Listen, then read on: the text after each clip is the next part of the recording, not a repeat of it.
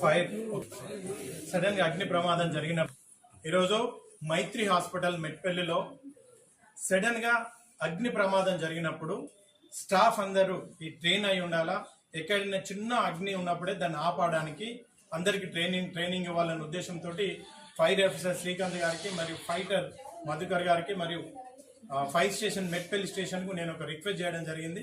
మీరు వచ్చి ఒకసారి మా దగ్గర ట్రైనింగ్ ఇవ్వండి అని.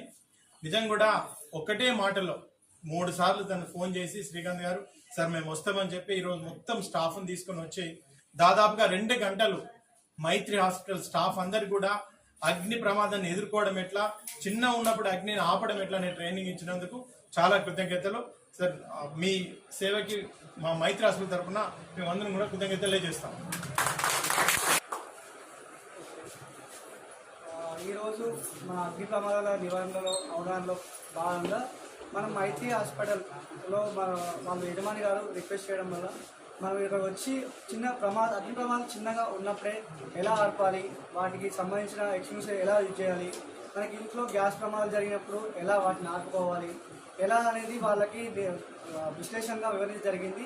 మనకి ఏమవుతుందంటే మనకు తెలియకుండానే ప్రమాదం మనం ఊహించకుండానే పెద్దగా చేసుకుంటాం.